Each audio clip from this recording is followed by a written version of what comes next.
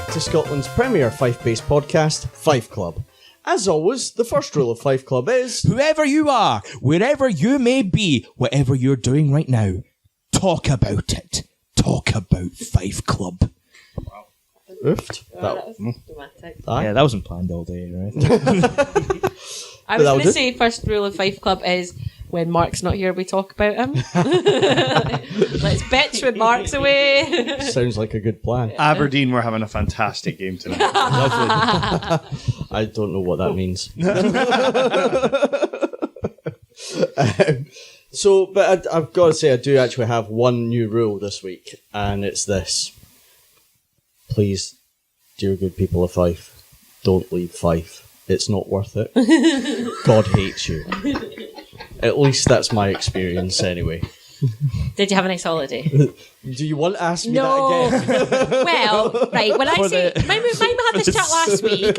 When I say, did you have a nice holiday or did you have a nice journey, we have to go, yes, Mags, it was lovely. Yes, Mags, it was lovely. Or the fraction of that journey that was enjoyable. Cutch has real existential angst in his eyes.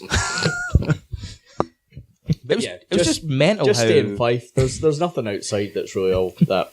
Actually, no, leave. It was just leave. It was just mental how all those coincidental things happened, one after the other. It was what it was. It was great listening, though.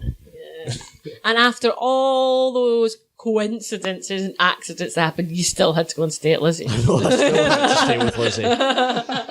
Your elaborate plans after 7 years still not go visit her in Stornoway didn't pay off. You still had to go. It's very, very true. Yeah. Although she claims that she was trying to stop us from getting there. I mean, Kirstey did comment that within the first half hour of me and Lizzie being in one another's company, Lizzie had told me to fuck off about 6 times. It's just like, yeah. I don't. Just before we move on, I don't think I asked you this last week. Did you have any black pudding? We didn't actually. What? Why would you? It just didn't happen. And of course, Lizzie's a vegan. Although she didn't talk about it much last week, I'm surprised, because Max was a vegan for a week and that's all we heard. Changed my life. You'll never go back. Except I did just eat a whole load of black pudding out the freezer, which I'm pretty sure wasn't vegan. But no, I always, whenever I go up there, we might not, to be fair, it does smell quite badly when you cook it. So often when I go up, we'll not have black pudding when we're in our house, but we'll buy one of the massive big black puddings to bring home, which costs like 20 quid, like in Valvona and Crola in Edinburgh, or you can get it from the Co-op for like a £5 in Stornoway. Yeah, they're good. Aye. No, we didn't. I thought about bringing one home, but then it was just like, we were going to be in a train for like 9 hours. And, I suppose. Public transport for 9 hours. I was just like, nah, let's leave it. Blasphemy. So yeah, anyway, with me tonight, on their own mics, is a man that was born 32 years and a day ago. The belated birthday boy, it's Jamie. Hello. Happy birthday No. Do you not want me to sing happy birthday to you? It's not my birthday. If you're going to do it, Listen do it to like... those sexy, sultry tones that she was doing. Happy Just like it's just like Marilyn Manson. Marilyn Manson. Near enough.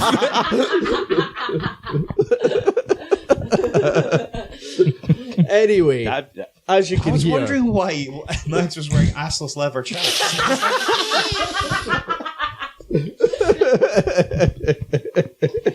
Especially for your birthday song, Jamie. We'll do all the effort. I cut the assholes out of my favourite leather trousers for you tonight. across from him is the new Mark. It's Mags. What? We did not discuss this. You're the Mark 2. Yeah. Mark 2. Do I have to be an angry misogynist? Yeah, pretty much. Right, okay, I'll think up some really horrible things to say about women. I'm pretty sure you'll excel at it. Yeah. And finally, here to finally settle his beef with Mags, it's James. I'm no longer on a desert island. Feels amazing. Yeah. we talk about our beef? Can we clear the air? I was going to save this for my Fight Club later on, but maybe we should just clear the air right now. Yeah. So, for listeners who listened to our beer festival episode a couple of weeks ago, let's bear in mind that we were all very drunk. Well, the thing was, first of all, I'd like to point out that I didn't go home because I was drunk. I went home because me and Craig had announced that it was time to leave. We were getting kicked out, and we had to move, and we were the probably least drunk out of everybody. And it took you about 45 minutes to get your jackets together. About 50. And leave the room. Well, no, but then we went to the other room, and then you were still listening to the music, and everyone was hanging about, and we just got bored, and Craig wanted pakora, and so we just left and went to Istanbul and went home. And then I heard on the podcast... First of all, you told everybody that we were too drunk and had to go home. I never said that. Wasn't true. How dare you? I never said that. No. And then James went into a big rant about how what was it? I dominate the podcast? And that it was better that I wasn't there? I never said it was better that you weren't there. I just said that you've got more presence. That's not a bad thing. That's nothing offensive whatsoever. You have more of a handle of your podcasting when you're on the show. In your leather assless chaps, you do look a bit like a dominatrix. Hurts your argument a bit.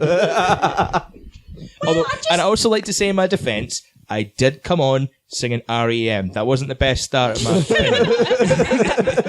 There may have better things to come on to, but singing REM straight into the microphone wasn't the wisest choice. I think that was a good sign where I was not in the right frame of mind for a podcast. And I also complained that I was on a desert island for most of my days. I think actually what you said is you've never done a Fight Club, which I then went back and checked, and I was like, that lion? Shit. I was feeling like really bad about that, but no, you have done Fight Clubs. I've done a few. It's just you've been on a desert island for a wee while. Yeah. I think what we've learned is that James, when he's drunk, is quite precious. Some people get angry. I have to say I'm a bit of an angry, aggressive drunk. Some people get weepy. James gets precious. So at least we know for next year. I turned a sweet 16 now. By the way, speaking of the beer festival, you never talked about it last week. Did you hear, guys, you were talking about how we were leaving. Did you guys hear about the guy who got carried off to hospital because he fell forward onto the steps on the way out? But it was about 2 minutes after we left or something like that. Yeah. He just fell flat face first onto the steps, falling forward. Oh, that's... Those steps. He was a casualty of never that beer gonna be good. festival. Never going to Made the Dunfermline Press, so you know it's a big deal. Oh, I didn't see that. This is the same paper once there's a fire, it'll message and go, "Here, guys, do you know there's a fire in town? What's that all about?" So you're the journalist, you should find out yourself. Find out. Dunfermline's not a city, get over it, Dunfermline. And you didn't bring back 3D Saturn lights as well, even though it did win the 3D Saturn Christmas lights, so fuck you, Dunfermline Press. And if the Dunfermline Press would like to sponsor a local podcast, I don't think we've got a hope in hell, unless if they can see the irony in it. I don't know. I think I'm going to have another come to Jesus moments like Mags here with the Dunfermline Press saying, "Yeah, we like your podcast, but James, what were your thoughts on the Dunfermline Press? What did you say? Something about fires and we can't report them?" Yeah, pretty much. Anyway, so, Jamie. I'll accept your apology, James. I publicly apologise. Thank you. Yeah. For singing REM and talking about So, Jamie, do you want to give us the socials? Yes. No doubt. Please talk to us on Facebook at facebook.com/5clubpod or at 5clubpod, Twitter at 5club, email ken@5club.co.uk, Instagram 5club, or on our website at www.5club.co.uk. How's the Instagram going? What was the last picture you put on Instagram? It was probably about 2 episodes ago. I put up the photo for 2 episodes ago, and I've not done it for the last 2. Have you put any meals up? That seems to be the normal thing on Instagram. Everyone puts up meals or workout things. Like people put ab photos up and stuff like that. You should do that. I've got a picture of a bin hanging around in the woods in Dulwich. You should post that up. That sounds very American Beauty. It's it's the most beautiful thing I ever saw. I actually took a photo of it thinking of, I think it was Kirstey or someone was telling me that apparently kids are putting them in there and setting them on fire. Well, what they do is topical news. They take them into the woods, set them on fire, and get high on the fumes. Well, see, these ones look a bit too robust to do that. Like, you can tell being burned, but it didn't really work. But the wheelie bins are better for that. Yeah. So, kids, if you want to get it, no. you do see them as well. But Uncle Jamie's in the woods all the time. Really With his I might- lighter and wheelie bins. I might have gone completely off piece, taking photos of interesting mushrooms I found. Just like genuinely interesting mushrooms. Like, all these different types of mushrooms because it just rained and they were all out. And then I was like, oh, this bit of forest is far too thick on one side and bog on the other. I can't get out. I'd spent more time than I should have done getting out in the woods. Remember, kids, he'll be ginger, bearded, and he'll be wearing a questionable trench coat. And that's all. Do you make stories on it? I don't have Instagram, I have to admit it. Is this one of the ones you can do a story? Because that just sounds like a Instagram story in the making. I think you can do stories on it, yeah. Jamie's trip to the woods. Yeah, don't I mix don't those really ones up. understand Instagram, to be Is it not- honest. is that I not just kind of Snapchat? put photos up and hope. I don't know, I don't have Snapchat. I think you can either. do stories on everything now. Yeah, I think it's more of a Snapchat and Twitter trying to do moments, but no one ever looks at it. Yeah. So Yeah. it's I not don't. really I don't working. have Snapchat, but it creeps me out because now you can like find out where people are. It's Yeah. like that's. I don't need to know that. Who really needs to know where everyone is at considering any that one most point in people time? tell you where they are Yeah. anyway. Yeah, Stuart Lee claims that Facebook is a covert operation by the CIA for the gullible to tell them their locations at all times. Oh, my brother thinks that as well. Yeah. Like, I'm pretty sure he's not got Facebook anymore. He does Yeah. this as a podcast sometimes. Hi. Hey, Alex. hello. But he doesn't have a Facebook, and I'm pretty sure a lot of it's down to being paranoid about the CIA tracking all his movements. Well, they'll have a satellite over his head anyway, so it won't matter. I've got a few friends. Cue X-Files music. I've got a few friends that have like given up Facebook because like I don't know, they just don't like it, but they feel like they've been more sociable without it. Like Yeah, they've I actually could went out totally see and that. done more social Yeah. things, phone people. Whereas Facebook, you just put statuses up and then send the odd message here and there. It's I use it for work. I've got about 5 different Facebook pages I manage, and I also use the Messenger a lot. But if it wasn't for that, I would totally be happy with it. I was going to say, we have a lot of chats on the go, and Yeah, we have lots they of actually chats, entertain me yeah. during the day. Although sometimes, like when you're trying to book a City Link ticket in a restaurant because you've been warned that if you don't get that ticket for the bus, you won't get the bus. Because And then Poseidon's trying to stop your trip. four conversations are pinging away on your phone while you're trying to do that. Calling you a cunt as well. Oh, it's that thing where like you've been away from your phone for ages and then there's a very important conversation on the go, but there's been 40 odd messages, so you've got to go all the way back to the beginning where you last remember the chat being, Yeah. and then read through that all.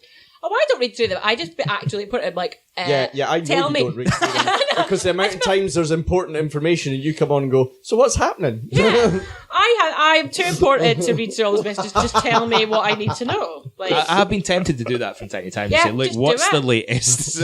own your know social how media spaces. Do you know how infuriating that is? To be fair, that's because there's like in the official podcast chat, there's little nuggets of information surrounded by tons of really shit banners. If you want to share Terrible, important terrible information, jokes yes, everywhere. You need to cut down on the shit banter and the stickers.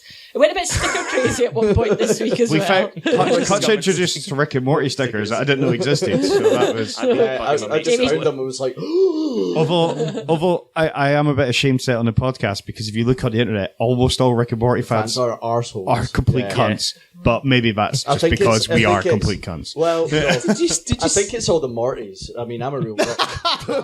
But did you I hate you so much. Did you see all that nonsense in America over the Szechuan Oh, sauce? God, yeah. Like, what was it? There was one guy in McDonald's that stood up on the counter and started screaming, "I am Pickle Rick!" Yeah. Put a shirt over his head and started rolling on the floor. So Mags, that? so this I have is no idea what this he's is on about. cartoon Mags. It's kind of a rip off of Back to the Future and Doctor Who, but kind of as an adult cartoon. And but kids watch it as well. Although they probably shouldn't. But I used to watch South Park, so whatever. But so in one of the episodes, they set up this big thing, sound like it's going to be the future series arc for like the whole thing, and then at the end he says, "Oh, that was a lie," and he's like talking to camera saying, "My season arc is I want to go back in time to get the Szechuan sauce that McDonald's did for the film Mulan. It was delicious. I can't get any more." But people were buying like old packets of it for thousands of dollars on eBay. Because of this. Yeah, so then Yeah. McDonald's said, "Oh, we'll do it for one day," but they only had like 15 or 20 portions a restaurant. For a restaurant, it So there wasn't were loads even of every kids restaurant. crying, and there were loads of adults who should have known better, like screaming at staff Yeah. to get rid because they wanted their Szechuan sauce. It was fucking nuts, and that's why Rick and Morty fans are also well. Yeah. That's one reason. It was Yeah. just insanity. Wow. It was, like, the fans are absolute arseholes, and it is this thing that there's the fans that think they're Ricks, and it's like nobody's a Rick. No, we're all Martys in this situation. There's that copy pasta, which is really funny, which is something like, to be fair, Rick and you have to have quite a good grasp of physics to get all the jokes in Rick and Morty. You know, he's it's like just no. But it keeps appearing everywhere. It's good.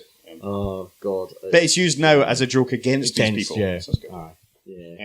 Anyway. So, we're going to try something a wee bit new this week. We're going to all bring a wee news story to the table. And Jamie... Jamie didn't read that bit in the chat. Right, listeners, what you have to understand is it was my birthday yesterday. I finally went and bought Overwatch.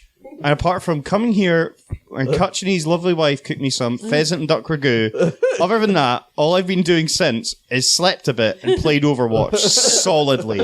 So I only glanced at the chat today, right? You know what would take this part over the top though is like having Trevor McDonald saying, "This is the news" at whatever time you listen to this. Then the bongs every time.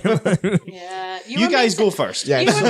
You were meant to come up with a local story. Oh, fuck Yeah, because off, I we can't do that. Yeah, we covered international and national. Well, So I guess Jamie telling us about the bins on fire down There you go. It's a there local you go. story. Jamie's covered it. Story done. I totally knew that. What the idea is we're going to all bring a news story maybe each week and just talk about it for 10 minutes or so or whatever. Just talk about it for a wee bit, and then we'll introduce another news story. Kind of what we've been doing, but just try to structure it a little bit more. I think rather than us just waffling shit for. We're still going 40 minutes. We're still going to waffle shit. Probably, yeah. So we'll see how it works. It might not. So does anybody want to go first? you can.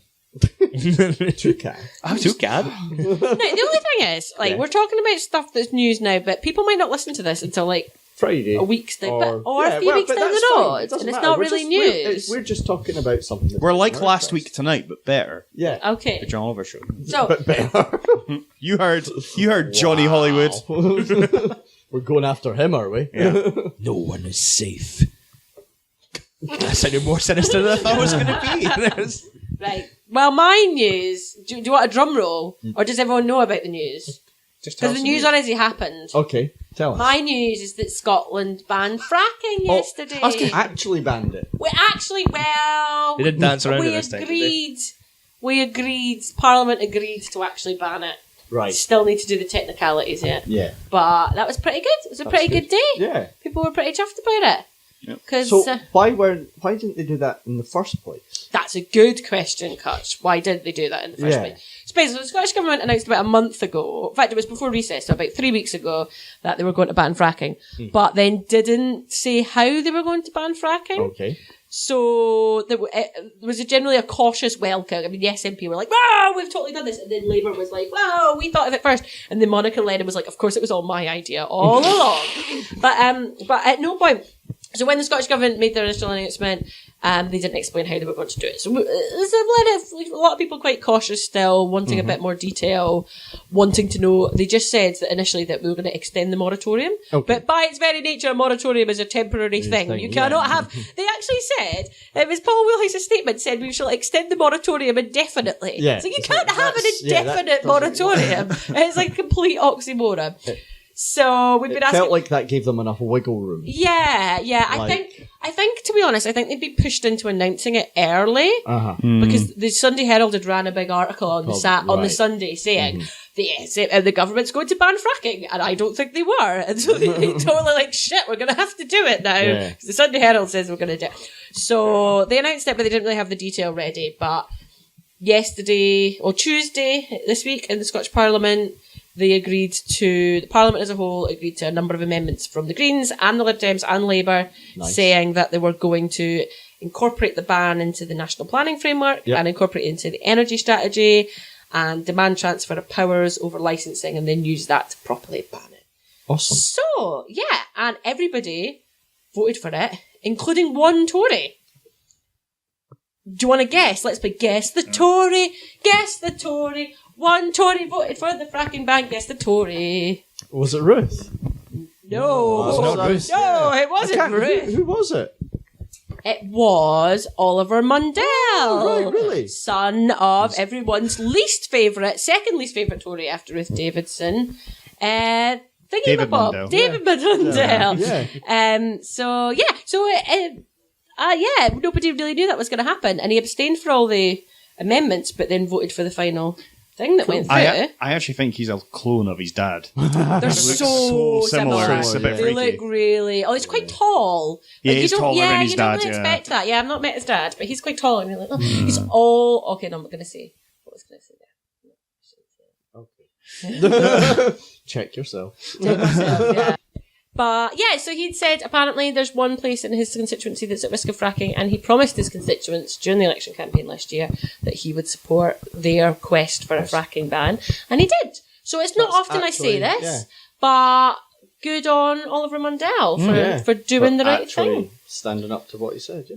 Yes. Cool. Can I bring in a short news story which is international and sort of ties into that? Uh-huh. Which is about, so a lot of people say we need things like fracking and nuclear or coal for baseload power, for gas, for power. But I was reading a study this week that said I've read two studies, one from Stanford saying it's not true, and with minimal battery storage, grid storage, you could shift everything to electricity because you use 40% less energy than you do use coal because electric engines are much more efficient. So you have to. So you technically use 40% less energy. Yeah. And you would only need... Well, you'd need to have a lot of electric cars. Yeah. But other than that, you need very little storage, and you can balance out, like, the solar and the wind. So you can shift them about. Yeah. And so it's bullshit. You can also use cars as a form of battery storage. That's why I was saying you need the electric cars. Yeah. So when you've got extra power on the grid, everybody charges their car at that point. Yeah. And then they use that energy later At on, night, so. when you've got an overnight and the wind turbines are going, Yeah. and it's actually gone a couple of times in the UK to negative energy recently. Yeah. Negative energy prices. Because they've been producing so much wind energy. Really? Yeah. And on some, I think one of the days it was so much solar that it actually, because of a market mechanism we used, the grid were paying people to use electricity. Yeah. Mental. Yeah. And this is the ridiculous thing about the argument for fracking in Scotland was actually we didn't have that much resources. Like compared to the resources that we had, they're pretty hard to get to. It would be quite expensive to extract. So it's not like America where there was ever going to be this massive boom that would like make everybody rich. It was always going to be minimal, and it would be really expensive, and like a lot of it not cost efficient to take out the ground anyway. So there would just be lots of experimentation, and it would go on for a few years and not produce that many jobs, and then just fizzle out probably. And offshore wind is now cheaper than new coal. New offshore wind is cheaper than new coal. A shitload cheaper than than Hinkley's going to be, the nuclear power plant. So and that's. And they figured out, they thought there was a limit to how big you could build the wind turbines. And there is, obviously. Yeah. But they thought that would be about like 6 meg style ones. But they've just installed 8 meg ones. And in the 2020s, they're looking at 10 to 12 meg ones. And they're like bigger, they're bigger rotation things. The ones just now have bigger rotations than the London Eye. So Sitting out in the sea. Yeah. But they can do it much cheaper and they found out when they're bigger, they actually get more energy from, so it makes sense. Do you know what they've just approved this week? Here's a bit of local news for you on the energy theme. So there's a huge a former open cast mine up by between Ballingery and Kinglassie, the Westfield site, and they have approved a master plan for that site, which includes a floating solar farm on one of the mines that's just been filled in. Which a land-based solar farm, but also a floating. Is that because solar it'll be farm filled as with water anyway? It's already filled with water. That's the thing. So it's already filled with water. And that helps with cooling and everything like that as well. Does it? I don't know. I've never absolutely. seen. Well, you think I've it never would. seen. I'm fairly sure floating that's the idea behind solar it. Because farm. they've got them in China and India. Big floating ones. Pretty cool. Unfortunately, they also approved as part of the master plan a massive big incinerator, and we strongly suspect that all they want to do is build the incinerator, and that the solar farm is never going to happen. So it would be a lovely idea, and we really hope it happens. But I think, unfortunately, we're just going to get the fuck off incinerator as part of that. Just going to burn shit. It's like good And news, the local good spot week, for air bad quality. week. Local spot for air quality had improved with the mine closing. No, we're going to bring in all the rubbish from other parts of Fife and burn it. Fair dues. Well, I've got a little bit of a story this week, which I've found today, and it's interesting, and I've got some sort of like issues with it. So there was a woman who booked a flight to Crete with Jet2. £46 her flight cost her. Nice. Really cheap. Turns out that it was the end of their season, their last flight to Crete for the season. Right. She got to the checkout, not checkout, the check-in even, and she was like, it's awful quiet. There doesn't seem to be a lot of people about. So she asked, and they were like, oh, there was 10 people due to go on this flight. She was like, oh, that's not a lot. She was like, yeah, it's now down to 4. And she was like, oh, okay. And then by the time she got on the flight, the other 3 people didn't turn up.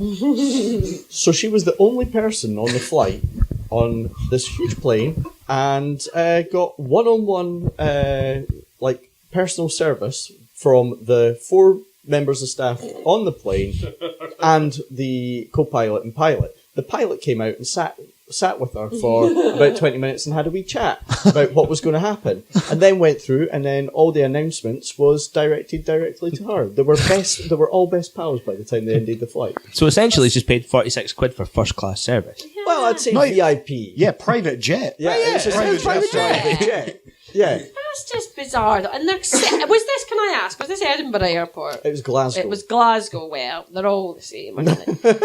But they're claiming, the airport industry claims that they've never been busier, and there's all this desperate need for all this extra flight capacity in Scotland. And it doesn't sound like there's extra capacity to Crete anyway. Well, clearly no one's going. One of my things is, could they not have just stuck her on another flight?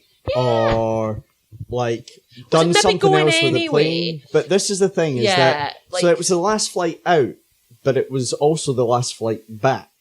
So that plane needed to come back from Crete, and apparently it was absolutely rammed because everybody was coming back from their holiday. How did she get back?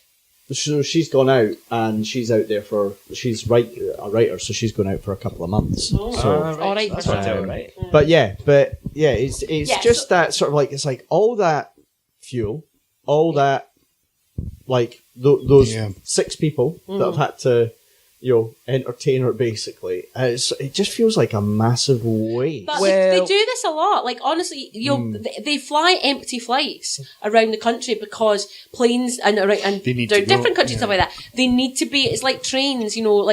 They need to be in certain places at certain times. And if there's ever a delay or there's a breakdown or there's problems at the airport or whatever, and it puts them off a schedule, they need to get the flight to the right place to go. Yeah. And there's often they don't carry people, they just go empty. So. And it is, and I get part of how that works and why that works, but it's also one of these things where the system, fucking capitalism, just. It's that economy where it still has to fly, even though it's technically making no money on that flight. But I suppose your argument is that flight is going to pick up people in Crete and come back rammed. Which is, they've made the money back again, or they're making enough money to... It's balanced out enough. It is, I think it's more the sort of the ecological and just the waste of time and energy, and that's kind of what I sat reading it like, that's kind of cool, and then it was like, but it feels like there's just it's like the whole thing. How I was saying to somebody at my work, kind of on the back of that, is the idea that at the moment for most of the automotive industry, to make a car, they have to make 3. To sell a car, they have to make 3 cars. Why? Because of the scale. Basically, they have to be able to make 3 cars to then be able to sell one. So there are massive car parks, like in Germany and the likes, which have cars just sitting not being sold. I don't understand that. Because it's the amount it costs for the materials to then sell on one car. But why not just sell the other 2 cars? Yeah. It's mental. Yeah, but they can't sell them because they can't sell enough cars. But they've made 2 fully working cars. What? But that's because they've had to do that to be able to sell that one car at that one price. It's mental. But that makes no sense because you've got 2 more cars. You can make more money. It's economies of scale as well. But then as soon as you start making more, it gets cheaper to make the next one. Yeah, so you're making them in such... So they're making more cars than they actually need to. It's not so much that for every car you sell, you need to make 2 more. No, it's that they're making 3 times the amount. They're making 3 times the amount of cars that they need. For every one car that's sold, 3 cars are being made. and it's mental. That's pretty bananas. Yeah, but there's so many examples of that where it's essentially capitalism failing. Like it just doesn't, because it all comes down to the money of it and the that size of your economy of scale, that you're having to make more than what is actually required to then set. It's just mental. There was another good example, I think, on the Bugle page today of the plastic coins. Yeah. That's Humans of... Sorry, I was reading Humans of Late Capitalism. Yeah. Yeah. It's a fantastic page. And it's fantastic. It was a bag of 100 plastic coins, so your kids can learn how to... Pennies. Pennies. So your kids can learn to use money, which is kind of dystopian. It was like $1. But it's good for accounting, though. Yeah, we all had that. But it's 100 pennies, which would be £1. Yeah. And it was selling for £3.50. Just get some pennies! But then it was like breaking it down. It's like, I think it was dollars and cents, and it's like it costs 1.5 cents to make a cent. So then you're using 1s and 2p's have negative value. So you're something that costs more to make something that you're going to use to spend on something that is more than. It's just like the levels of. That's a mugs business. That's just a mugs business. Humans of Late Capitalism is a fantastic page. Like it's one thing to have people dumb enough to pay over the odds for something they could just get for that £1, but then you're spending more than that £1 to make £1's worth. Aye. It's just why? Do you know? I think we should get rid of 1s and 2p's though.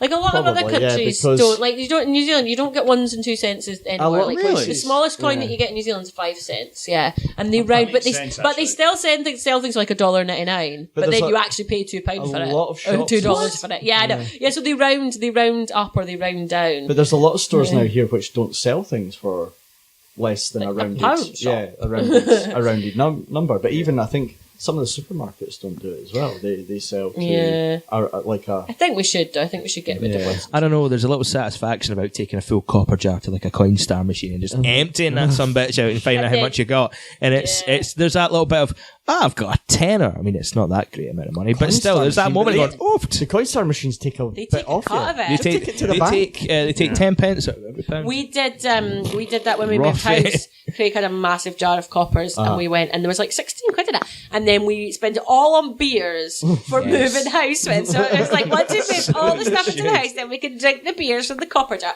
and those beers tasted bloody sweet. I don't know if you guys know, my granddad used to have a massive, like a giant famous Groups bottle with a hole at the top. Yeah, we used to have a Bell's. Oh my! I think it was a Bell's actually. Maybe I'm wrong. Maybe it was. I think it was 5 litre Bell's bottle. It's massive, and then they just filled that with pennies. I mean, it weighed a half ton. They used to have in the pubs. They used to have just them sitting on optics. A huge 5 litre bottle of whiskey. Like it was the height of. The height of the table here, that's what you get them. They're amazing. Yep. And they would just fill that with pennies and stuff. And you would end up with about £100 in one of those. Yeah, and then a broken back when you try to lift it. So to sum up, abolish money. Good. Yeah. James, do you have some news for us? Yeah, mine's is not as funny to talk about, unfortunately. It's quite good that Mags is here because it's quite good to get a woman's opinion on the matter. But a couple of weeks ago, there was that Harvey Wienstein scandal. There was a lot of allegations coming out about sexual harassment, sexual abuse around kind of auditions and how he treated female colleagues and all the works. I think a lot of us know everything about that. It's quite a deep issue. It's come out. I feel like it's about time, in the sense of something that's come out. There's a lot of kind of allegations about what he's done. Some of the stuff he has done is terrible. You can't. It's such a hard topic to talk about in a sense. I don't know why I brought it up. But I think it probably going further forward. After James said there was a sexual assault thing from Harvey Weinstein, I laughed audibly. And that was because Cutch's cat jumped on the floor with zero grace and made a loud noise. So I wasn't laughing at sexual assault. No, the cat fears Weinstein. It's okay. I'll put it aside. But it's quite horrible, some of the stuff he's come out with, like the infamous stuff, like he's coming out in like a bathrobe, wearing nothing else, pleasuring himself during auditions in front of women. Yeah. The one that really turned my stomach was the Is that the one with the plant? The plant pot in the corridor. Yeah. Oh, yeah. He like cornered a woman in a corridor of a hotel, and like was like cornered her, and then like wanked into a plant pot. Like there was like in the corner of there was a plant in the plant pot. It wasn't just like an empty plant pot for wanking into, but like in a public place. It's truly. Like, he's a bad person. Like there was that video that came out. I didn't watch it, but I listened to a podcast who watched it, and it was a bit where he's talking to like a female actress or a friend anyway, and she's like I'm going to spend like 2 minutes with your friend, and you just say here, don't say a word, don't talk about it. I was like, and she was the whole time she's like, I'm not comfortable, I don't like this, like I just don't want to do this, I want to go. It's like, no, you just stay here. Now you're embarrassing me. Now you don't want to embarrass me in front of these people. You got to be, and just the rhetoric like that. Just like, don't embarrass me. Just stay there. It's going to be 2 minutes. You'll be fine. Stop doing that. Just really kind of weird things he's saying, just to kind of put her down. Like it doesn't sound like saying you shut up, do this. It's just her, simple instructions, like just stay here. coercion. Yeah, that's it. It's just really coercive, and it's. I mean, the thing that really bothered me about this story is that he is so powerful in the industry and so rich and so wealthy, and yet clearly a despicable person. Yeah. And he's for like decades now, he's like held in his palm the future of so many women and their careers, and whether they've wanked him off or not has been enough for him to decide whether these women are going to be famous and rich. And it's hard to think of any other capacity where such a horrible person can reach that level. No, of course, because Donald Trump's in the White House. So. It's just, but yeah, I think it just. I was involved in a debate at the weekend talking about meritocracy and that actually, you know, having targets in politics and things like that isn't good for women because people aren't there on merit. And it's just like, well, actually, very few people get to these huge positions of power on the basis of merit. They get there on abuses of power. And this just, it's just disgusting. Here's the kind of messed up thing as well. Imagine, like, years ago, you're a female actor, and this has happened to you, and you have hardcore evidence, this is proof that this has happened. You can tell this to the press, go to your family, everyone like that. Your career would probably end because of him. So and you it go would be buried and be buried as well. So you're fucked, and you can't do anything about that. And that's the worst part of this whole thing is it's been actively swept under the rug. It's almost like the Jimmy Savile thing in a weird way, isn't it? It's been very interesting to watch it unfold because it's obviously not just him as well. There's been stories of others. There's others that we even know about where it's suddenly like, oh yeah, that's actually now a problem. I mean, you're looking at things like Woody Allen and Roman Polanski. And, well, those two have been kind of well documented. They've been well documented, but never been acted on. Properly vilified. Like, well, Roman Polanski's a little bit different because he left the country. He fled the country, and then they couldn't prosecute him. So that's why he's not come back to America for a long time. Do you know what pissed me off about the whole thing this week? Was George Clooney came out and said, I want to know why, there were other people involved in this, blah, blah, blah. And then he said, and there's journalists who had stories on this, and I want to know why they sat on them. And that's because, allegedly, one of the journalists who wrote for the New York Times at the time, she said that Matt Damon, allegedly, intervened directly to squash the story. Yeah. And also, so she printed the story, but without the most salacious Harvey Weinstein elements. So that's why, because your mates fucking... And also, when you've got someone with such incredible wealth and power as Harvey Weinstein, you're going to be pretty shit scared about getting sued, aren't you? You're going to want to be absolutely, without a doubt, confident that what you're writing is correct. And when you've got like other powerful people come and say, no, you don't want to write that, maybe not, stuff like that, you can understand why you might be hesitant. It was like the Ben Affleck, and their companies have a lot of advertising with these things as well. So it's like Ben Affleck as well. He came out and obviously made his statement how he thought it was atrocious and he didn't know about it, and then right on the back of it, within like minutes, that was all thrown up in the air. And it's that sort of thing of like, I don't think really anybody should be trying to say any of the men in Hollywood, any of the men in the media should be trying to say anything on it. Really, is that it should? I think the classic sort of thing that's come out of this is it's not your turn to talk. Shut up. That's it.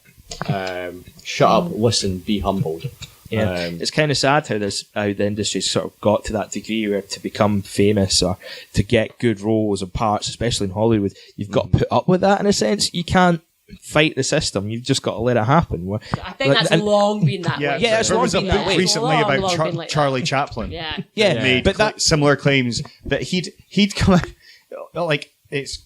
I'm sorry, off, but I found it a bit funny when I was reading it. But he'd be like completely naked and like throw cakes at girls or something. It was fucking nuts. Yeah. But they had to get naked as well. It's just like, oh. But it's Jesus the fact Christ. that it has to get to that point in the first place is my issue. It's like, why do we even need that? What's the gain for anyone apart from that? You're just abusing your power. You're just... It turns him on and it makes him feel powerful. That's it. It's the patriarchy. That's what this is all about. It is, yeah, it's years of that's been the thing. Men getting off on power. Yeah.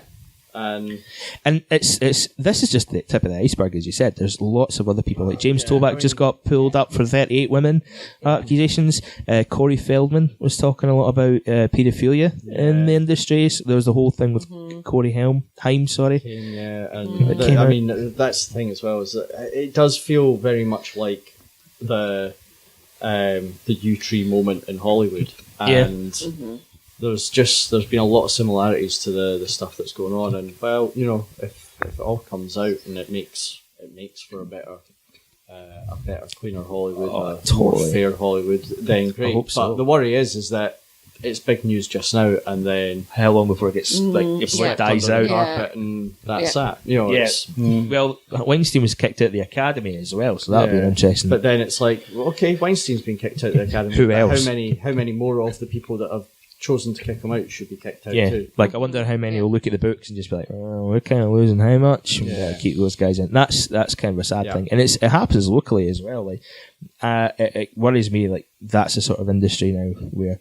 people want to try that sort of thing. Like for me, if like we were having this chat about this a while ago, and me and Freddy were talking about like, if you would sleep with a director or something to get a job, and I said no. Like I don't. Like for me, I'm quite a purist, and I'm a bit of an old man like that.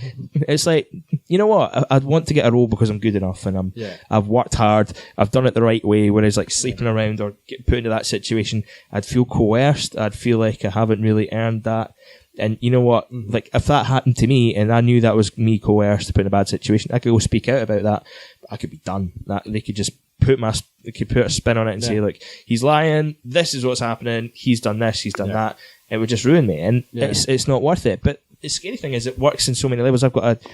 I won't name names, but I've got a friend of mine who's a director. He does a lot of youth theatre work, and he went to a show.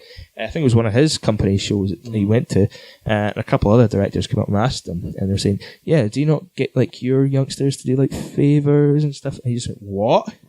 And like they intonated that sort of it's fucked up. And I was just like, that's crazy. That even, I mean, it's not locally, it's not Fife or anything, but and even in Scotland and the UK, that there's people like that are willing to just kind of take a little interest in like what kids are doing and take advantage of that. It really kind of creeps me out in that sense. Just this whole industry where people feel the need to just take advantage of people's desire to make something of themselves. It's like, come on now, it's not fair, it's not right. And just because you're in a position of power doesn't make it any less wrong or justifiable. I mean, everyone should be accountable to their actions the same way as anyone else. And I hope this is just the beginning of it. Like, I hope this goes on for as long as it needs to go, and I hope it doesn't get quiet anytime soon. Like the other day, that was a lawyer coming out with women who had more accusations about Weinstein. Like, I don't think this will, in terms of Weinstein, until it goes to a courtroom, I can't really say he's really been punished.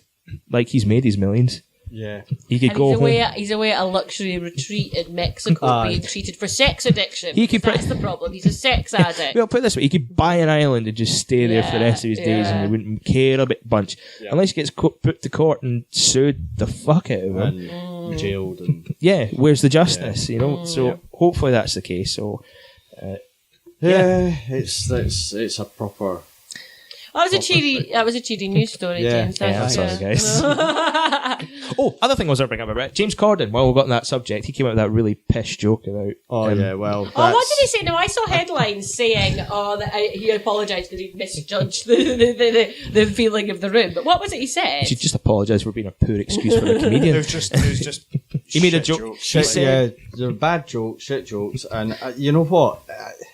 I don't understand what James Corden Corden James Corden is. Like, why the fuck is he? Well, the Americans love him. Really? No, they, Yeah. I just don't. Apparently, he did a carpool karaoke recently with the Foo Fighters, and they got really angry because it took like all day. And you don't like singing their own songs. He made them sing their own songs. They're like, we don't want to sing our own songs. This is weird. No. But yeah, it was someone had put up a line about, I think you want to guess who it was, like, if he could, he would have a selfie with Hitler just to get the attention. Was that what was it? Something like that? He said that about Weinstein? No, he said that about Corden. Oh, right. It was like, okay, he's that all about attention that he would just get a selfie with Hitler. But that's just it. Like I've seen an interview with him where he said that the only thing that matters to him is staying relevant. Like, But you never were relevant in the first and place. it's like I just don't get it. Although, I'm sorry, I do have to give him a shout kudos for Gavin and Stacey. I loved Gavin and Stacey. No! I liked it as well. Yeah, him and Ruth Jones, was that her name? Yeah. They co-wrote that. It was very funny. And he won a what's it called? Isn't it Olivier the theatre? Olivier was. Yeah, he won. was that for the History Boys? Because that was his first thing that he did. No, it History wasn't for the Boys, History no. Boys. It was a was film. for One Man. No, it was a play first of all. It was play in that something film, like yeah. One Man and His Gaffer, or One Man is His Gaffer. Governor. Yeah, that thing. was it. Yeah, Yeah. aye. No. Anyway, James Corden. Yeah. Lizzie fancies him, but she always used to. She had this big thing for Smithy No. when he was in. You can do better, Lizzie. God.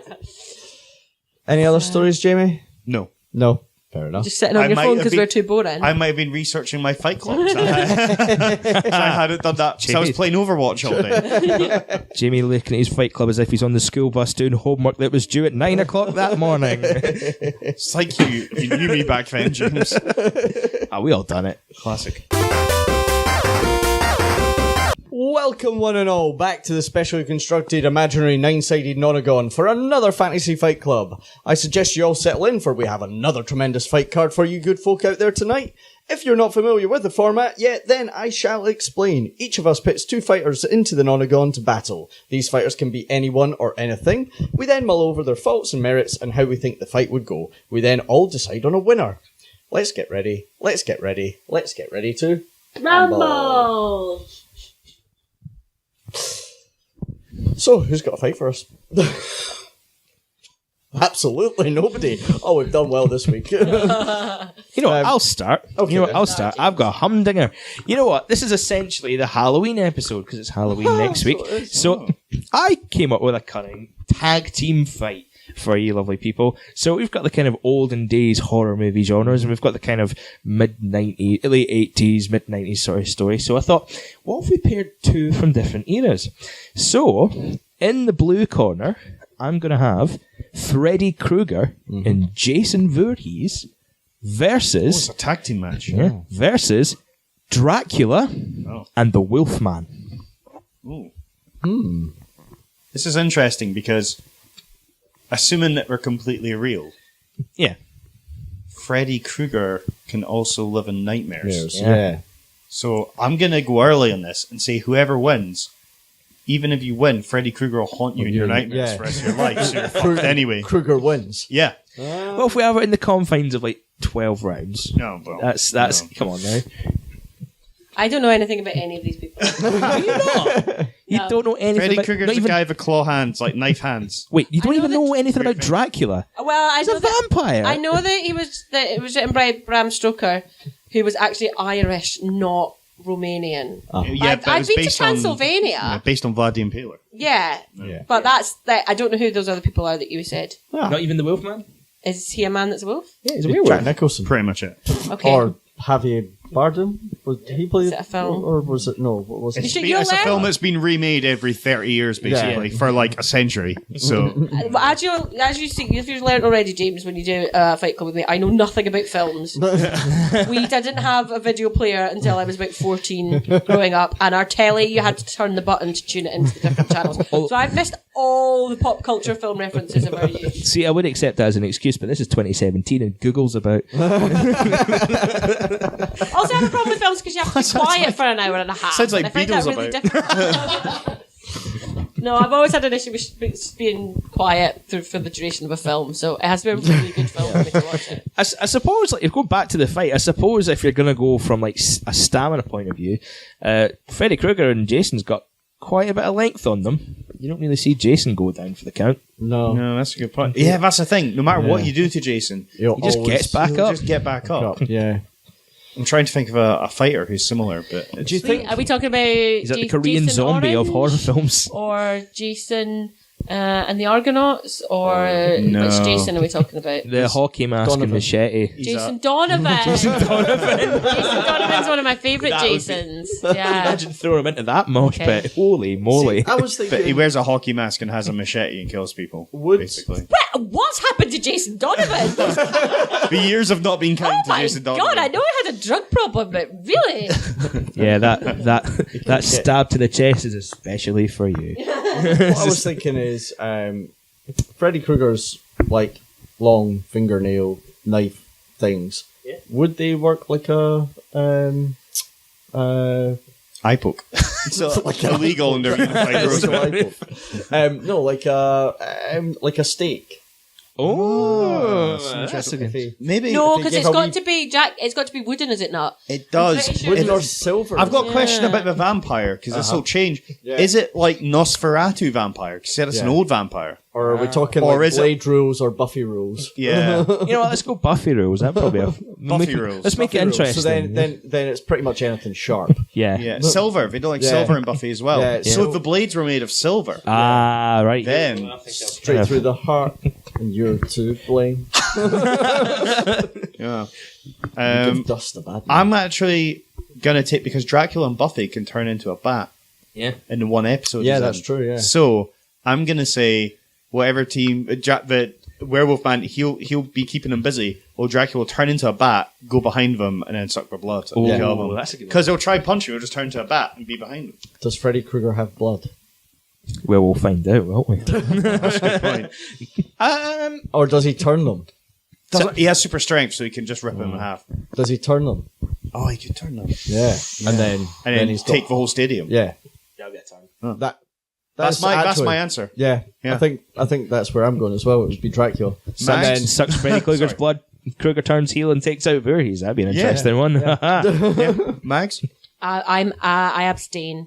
Oh, what? Like, I genuinely don't have a clue what he's on about. Sorry. Well, I was surprised how quick this fight went down. I was really thinking of that point of view. So I'm going to go with you guys. I think Kruger, Dracula and the Wolfman might have this one at the head. Nice.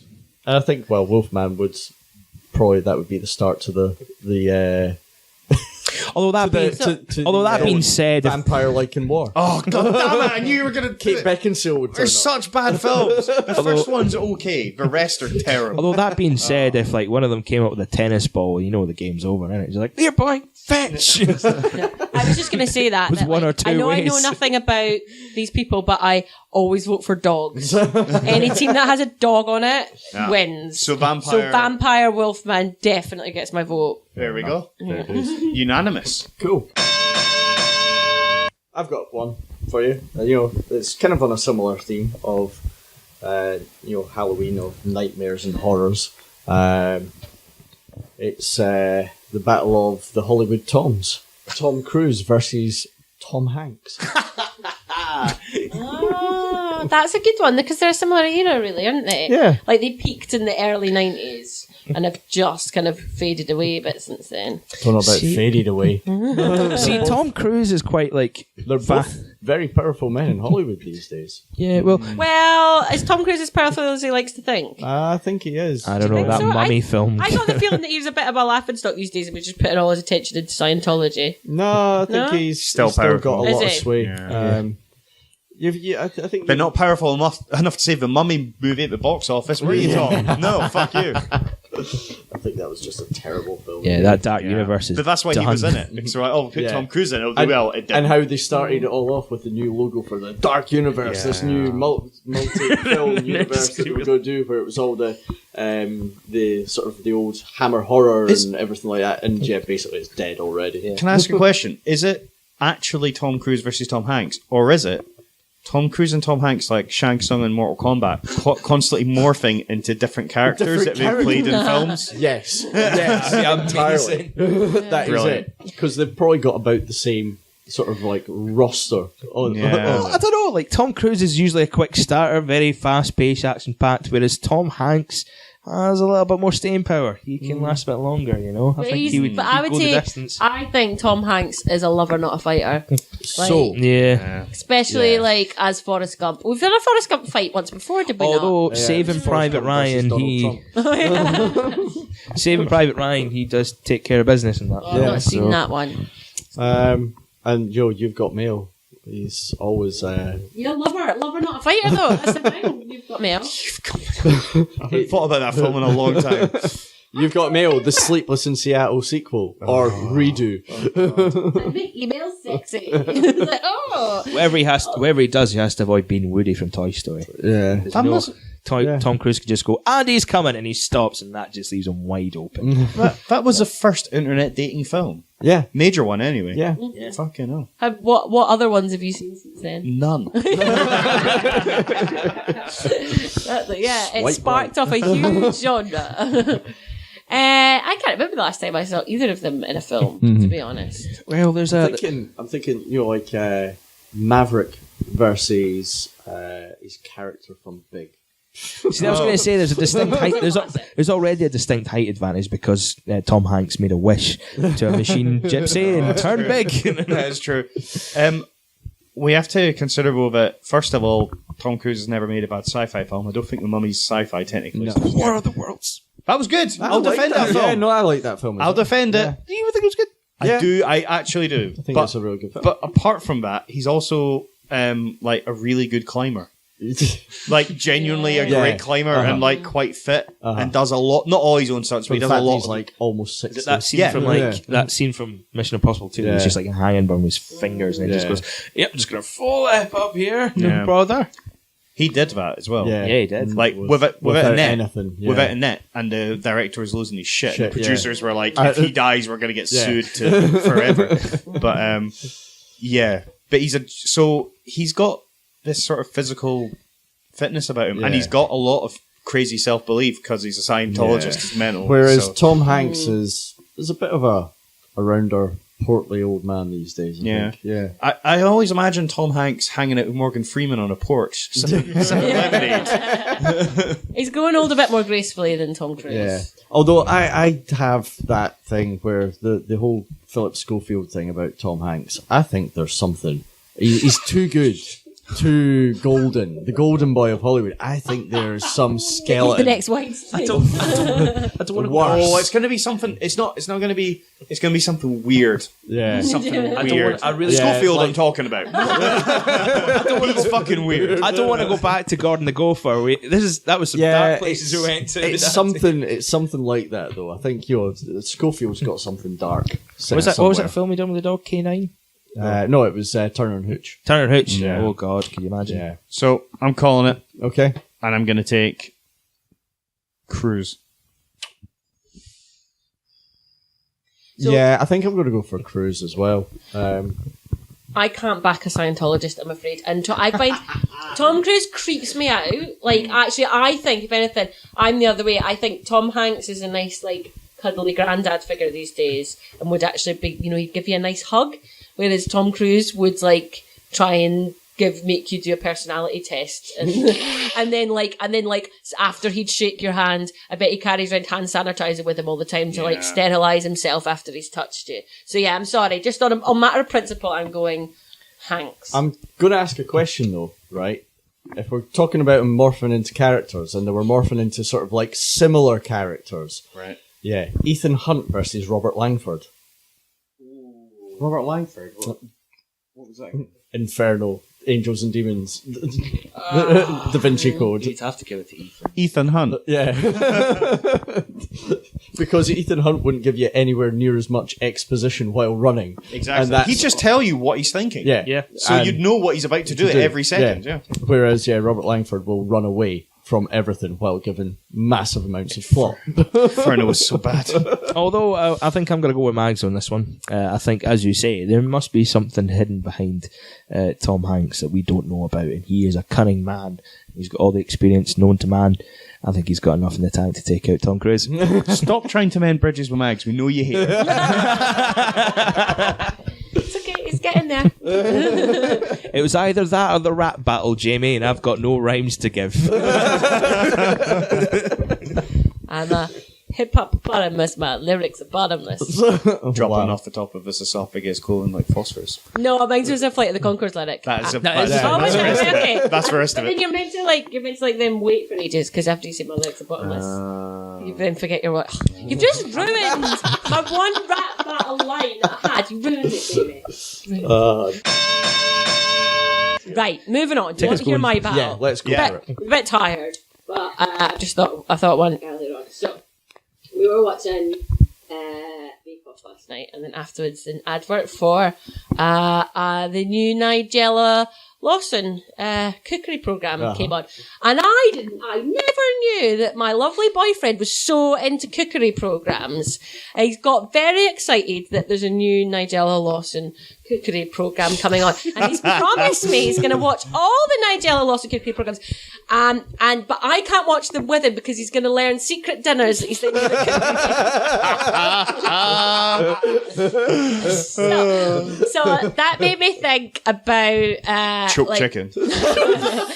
Guys really do love Nigella Lawson, don't they? Like, it's a bit of an obsessive thing, so I thought I would pitch Nigella Lawson. Anyway.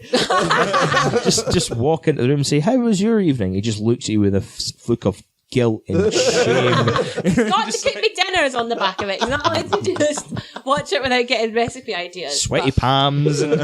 Anyway, honestly, I'm going to pitch her against another slightly buxom, shall we say, TV totty, but Tory TV totty, but I believe some men feel similarly about her, which is Kirstey Allsop. Oh no! No, I thought they were sort of... How dare you? Right. Yeah, I could see that being an interesting. Yeah, I think that there are... I can't believe people. I think maybe it's a bit more of the UKIP brigade, but I think Yes. I think Kirstey also does for the UKIP brigade what Nigella Lawson does for Everyone else. yeah. But so that's my two domestic goddesses with massive chebs.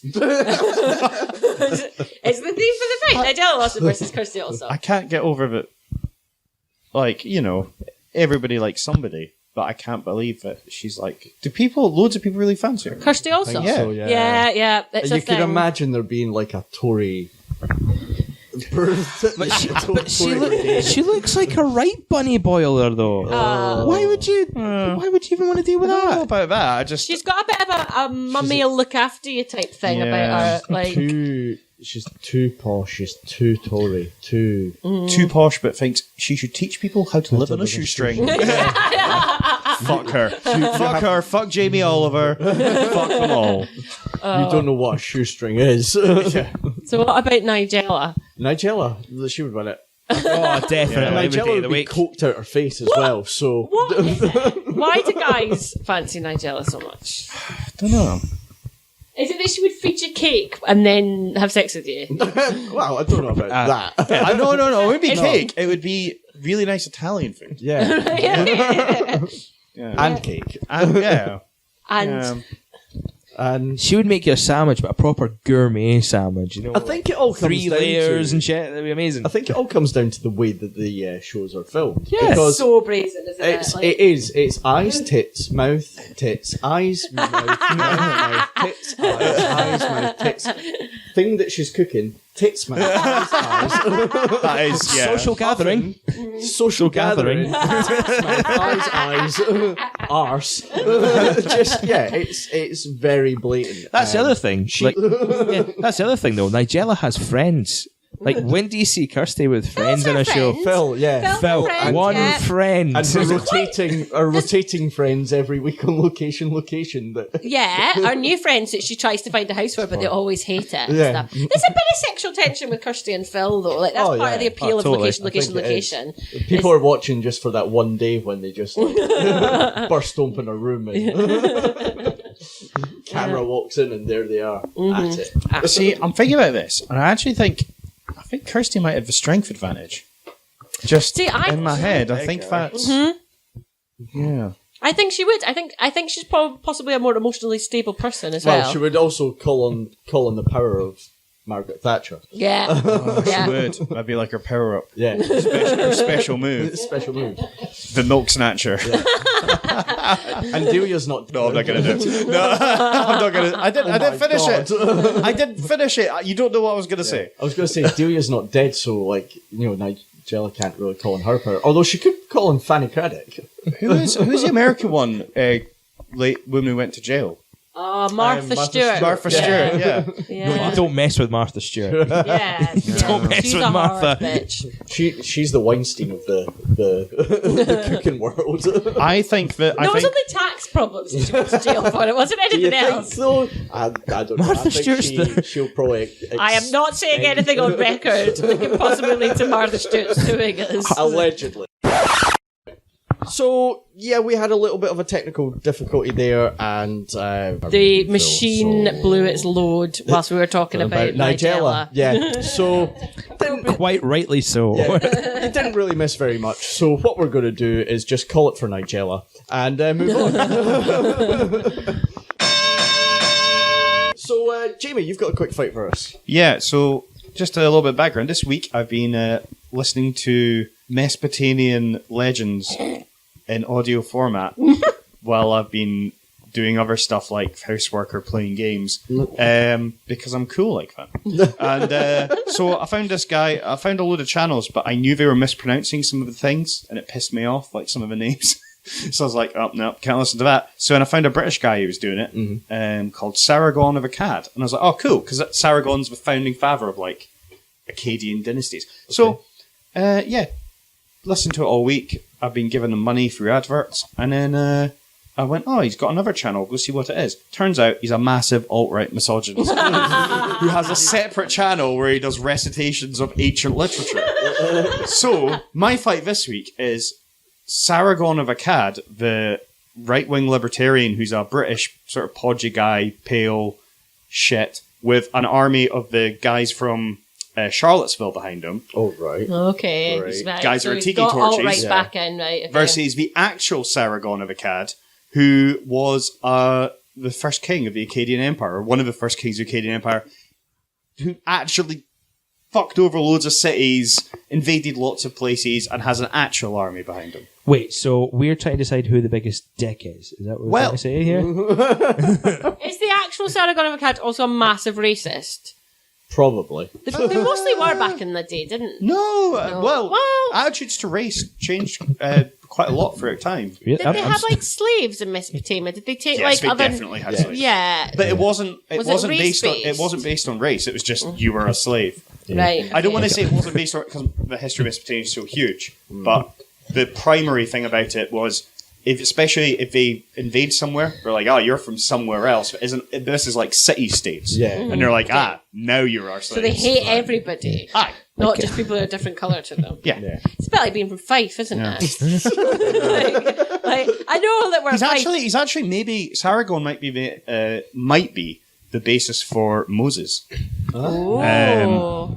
who because it was a Semitic language, but he was also born in put in the reeds in a basket, put down the river. But that appears a lot in a lot of these tales. Yeah. Okay. So it's probably more likely it's just. Hang on lots a of minute. these Hang tales on. have Are it. we talking about the Mesopotamian guy or the YouTube guy here?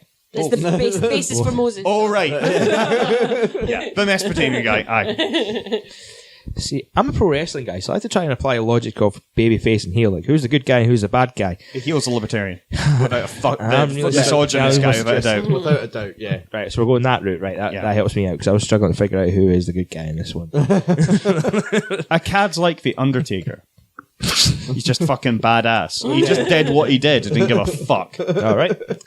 Okay, then. I'll take that one. I would imagine that I'm gonna go the with real Mesopotamian guy Yeah. had some pretty brutal weapons and torture methods Yeah. behind him. I'm Whereas thinking if the he was- alt-right at Charlottesville just haven't had sex for a long time. I suppose the real one's got the numbers as well. Yeah. Like, the alt-right's going I to be think quite small in I think if mentality. he's sacking cities, then yeah, he'll just finish them. I really just want an excuse to imagine, in my imagination, kill loads of fascists. It was Yeah, great. yeah, We'll So back we you up go on that back one. yeah. I think that's Down with a fascism. foregone conclusion. Yeah. Yes, cool. So fuck you, Sargon, even though I've given you all my money now. Money.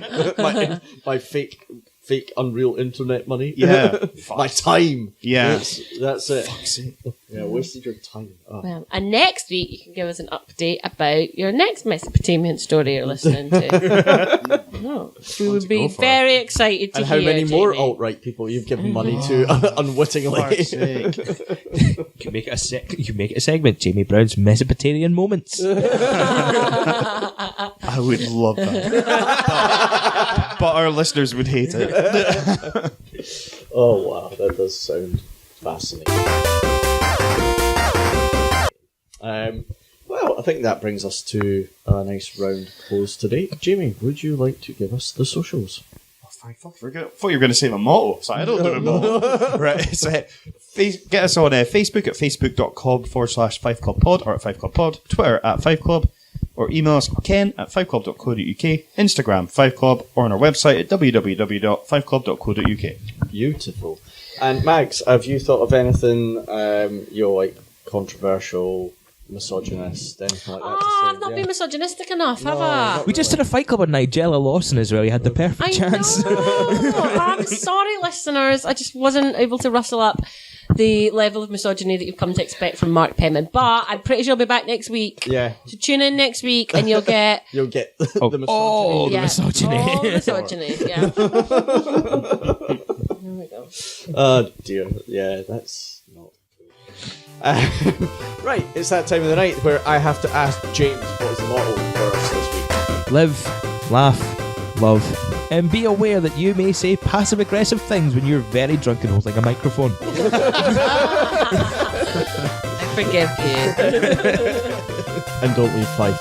Good night.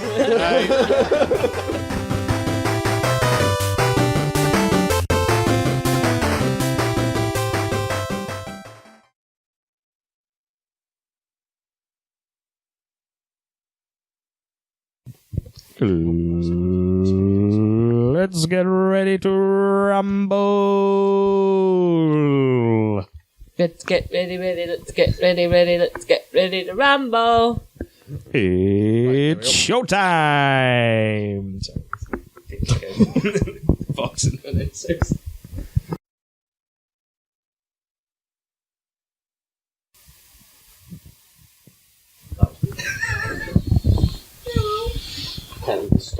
Keep a straight face.